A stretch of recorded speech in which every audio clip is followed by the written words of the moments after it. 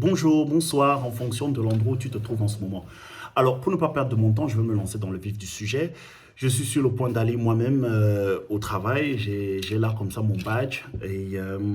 Mais en début de ce module, dans ma première vidéo, je t'ai fait la promesse de te parler comme ça de mes péripéties au niveau de ma carrière professionnelle.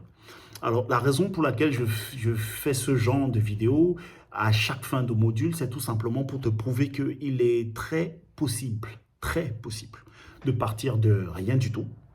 Je dirais même, pardon, je dirais même de moins que rien à quelque chose très vite, tant que tu as l'information nécessaire et que tu sois totalement focus.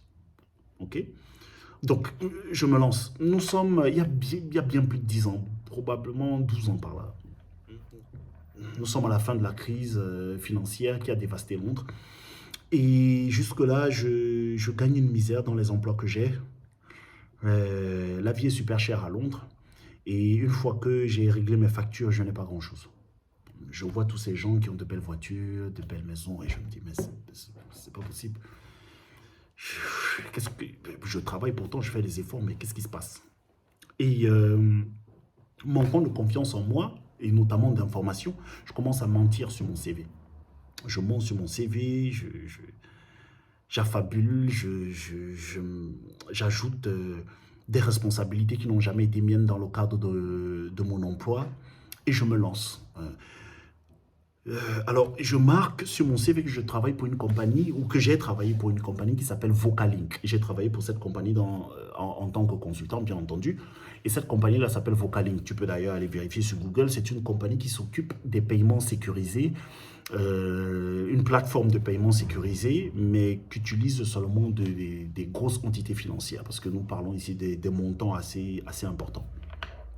Et donc, je dis que c'est mon dernier emploi. Dès que je poste mon CV en ligne, je suis contacté par une compagnie similaire qui fait aussi des paiements sécurisés en ligne et qui se dit que j'ai une expérience totalement adéquate à ce qu'ils recherchent. Donc, du coup, je me retrouve à donc, un entretien d'embauche. Alors, c'est trois étapes, hein, l'entretien d'embauche. Donc, la première étape, je discute comme ça avec un project manager et j'ai l'impression, lui, il est juste en train de jauger comme ça ma personnalité. Il n'est pas trop là pour rentrer dans les détails de ce que j'ai fait. Il veut jauger un peu ma personnalité. Après cette interview-là, j'ai une deuxième étape et là, je parle à une dame qui est justement business analyst ou chef de produit informatique. Sauf qu'elle, elle se retrouve avec une charge de travail importante, avec deux projets comme ça à gérer, et donc elle a besoin latéralement d'un autre business analyst, d'un autre chef de produit informatique pour se retrouver avec un projet, tandis que lui, il prendrait l'autre projet sur lequel elle est en train de travailler en même temps. Mais alors l'avantage de notre entretien, c'est qu'elle est très bavarde, elle me donne beaucoup d'informations et pose très peu de questions. Donc, il est assez facile pour moi d'écouter, de réagir et ceci de manière adéquate. Ça se passe plus ou moins bien. Et puis ça, c'est la deuxième étape. Et je me dis, ouais, il me pose déjà des questions. Quand est-ce que tu es prêt à commencer? Parce qu'on a besoin de quelqu'un assez rapidement. Je dis non, la semaine prochaine, si vous voulez, il n'y a pas de souci. Et je me vois déjà comme ça gagner 500 pounds la journée. La troisième étape, c'est le CTO, Chief Technical Officer. On va dire, c'est lui le patron de la technologie dans cette entreprise-là.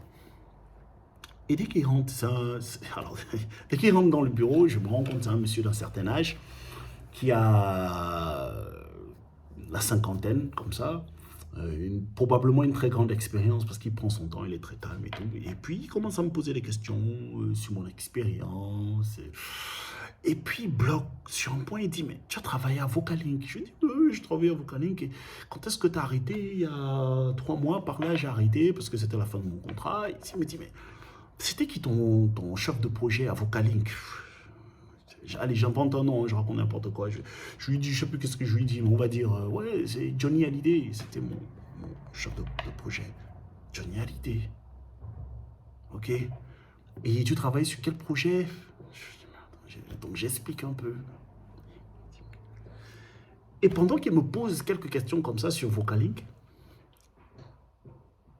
je me rends compte qu'il était CTO, Chief Technical Officer à Vocalink. Et normalement, un CTO est très au courant de tous les projets qu'il a dans son programme en tant que Chief Technical Officer. Et là, je me rends compte que je suis en train de m'enfoncer. Je suis en train de causer. Je suis en train de dire à quelqu'un que j'ai travaillé dans la compagnie où lui, il a travaillé, à la même période où il a travaillé en tant que patron. Et là, je dis, est-ce que je peux aller aux toilettes? C'est par où les toilettes? J'ai envie de... C'est par où les toilettes? Donc, il m'indique, c'est juste là. Et en sortant, je prends mon sac. J'ai toujours un sac à dos parce que je mets mes équipements sportifs à l'intérieur. Après le boulot, je vais à la gym. Bon, bref. Il me dit, mais pourquoi tu prends ton sac à dos? C'est juste ça. Je dis, non, j'ai toujours mon sac à dos. Faut pas... Il fait, ok. C'est comme ça que je sors et que je me dirige vers l'ascenseur. Ça, c'est une anecdote. Et j'en ai comme ça une vingtaine. Entre un début de carrière où il fallait que je monte, un début de carrière, il fallait que je monte. Un début de carrière où il fallait que je mente parce que je manquais de confiance en moi et je voulais à tout prix être un consultant. Ou même un début de carrière où je me retrouve en meeting et j'ai des blancs. Je ne sais pas quoi dire. On me pose une question à laquelle je n'ai pas pensé au préalable. On me pose des questions et je n'ai pas pensé à une manière d'articuler ma réponse alors que je connais la réponse. Je suis censé être un expert, alors on attend comme ça mon analyse. Le point que j'essaye d'articuler ici, c'est que tout est possible. Tout ce dont tu as besoin, toi, spécifiquement, c'est de l'information. Tu as besoin de deux choses en réalité. Tu as besoin de l'information et de la manière à travers laquelle tu pourras l'articuler. Ça, c'est le premier point. Le deuxième point, c'est tu as besoin au préalable d'être mis dans des situations où tu comprends très vite comment réfléchir, comment approcher un problème, comment le résoudre. Et tout au cours de cette formation, dans le cadre de ton emploi en tant que chef de produit, c'est bien ce que je vais faire. Te donner, toutes les informations nécessaires, te donner toutes les questions qui vont t'être posées et comme ça te présenter la manière de réfléchir, d'approcher une problématique. Peut-être que ça te semble un peu gros comme ça, comme projet. Mais je te dis, tout au long de cette formation, tu vas voir, c'est tout à fait possible et ce n'est pas aussi compliqué que ça en a l'air. Et plus de 10 ans, 12 ans même plus tard, j'en suis la preuve vivante. Là, je te parle juste avant d'aller au travail en tant que consultant. Alors que mes débuts, c'était ça, une interview où je mens et je suis obligé de prétendre d'aller aux toilettes et de m'enfuir. Alors, je me rappelle que 30 minutes plus tard, le cabinet de recrutement qui m'a mis en relation avec qui organisait en fait cet entretien d'embauche, je me rappelle qu'il m'appelait, il m'appelle. Il fallait à tout prix que je raccroche ou je décroche, je fais allô, I can't hear you. Je ne peux pas vous entendre, le réseau. Je raccroche. Est-ce que j'en ai honte? Pas vraiment. Pas vraiment parce qu'à l'époque, pour moi, il fallait que je m'en sorte et que je m'en sorte à tout prix. Il fallait que je trouve un moyen de gagner bien mieux ma vie. Et j'étais prêt à travailler pour. J'allais pas voler, j'allais pas aller dévaliser. Je n'ai pas volé les gens dans la rue, les agresser. Non, c'est pas mon truc. Il fallait que je travaille. Mais je n'étais plus prêt à travailler pour une pitance. Il fallait que je gagne vraiment mieux ma vie.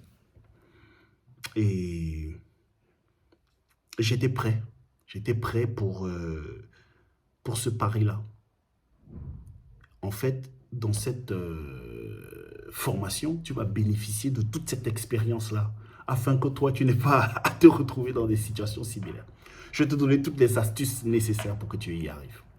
Bon, alors, cette vidéo était censée durer 5 minutes, nous sommes déjà à 10 minutes. Je m'en excuse. Passe une bonne fin de journée ou une bonne fin de soirée en fonction de l'endroit où tu te trouves. Merci, au revoir.